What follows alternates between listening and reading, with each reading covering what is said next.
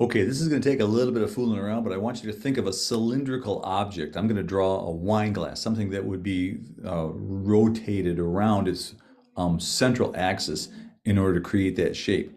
So I'll show you how to do that, but anything that's cylindrical you can make with this 3D tool inside Illustrator. I am sharing my screen and we're going to what else? Illustrator. I can get rid of that puppy. What I want to do is kind of think about this shape. So if I wanted a wine glass, what I have to do is imagine it mentally. I have to kind of chop it in half, and then if I chop that in half, I'll show you what I'm talking about. So if I bring a ruler over here, or a guide rather, sorry, not a point, a guide like that, and say I want to draw from that point. A wine glass, there's the bottom of the wine glass, not the stem, but the bottom of the glass itself. And then I come up here and say, oh, I want that kind of shape, kind of like that. You'll notice it keeps disappearing because I'm working in preview mode instead of outline. Now I'm working in outline mode. So I can put that there. I'm gonna have to go back, as you can see, and fix that handle. There's the stem, the beginning of the stem. Get that down a little bit like that. Kind of come over here and say that's like that. I'm rounding this, made out of beautiful glass or something, and then I'll just give that a little bit of a divot in the bottom. I'm not crazy about how that point looks. I might give that a little bit of a tweak. This is what I love about Illustrator, is being able to go back and fix anything that you're not happy with. So let's pretend that we're thrilled with how that looks.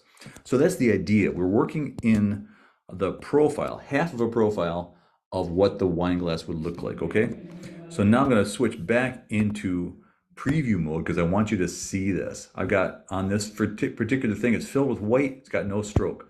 And if I come up to effect and say 3D and materials, and I want to revolve this thing, it's going to revolve around that axis. Isn't that great?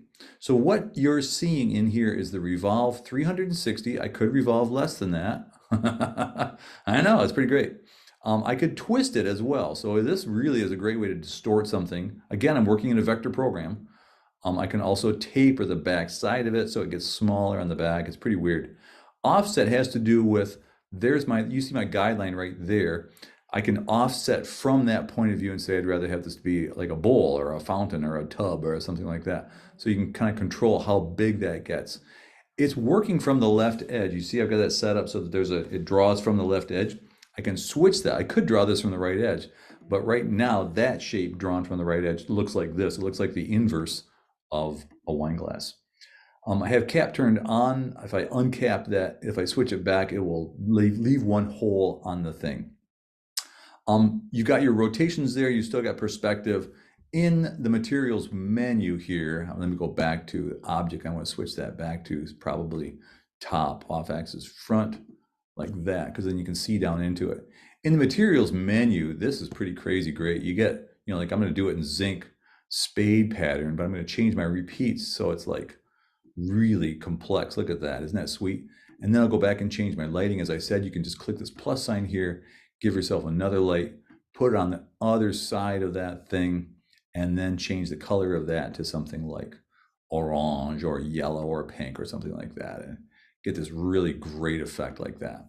So again, crazy cool stuff. Anything that's cylindrical you can create using this tool. You start with that, make a profile of it, and then add your revolve materials and lighting and make amazing things. See ya.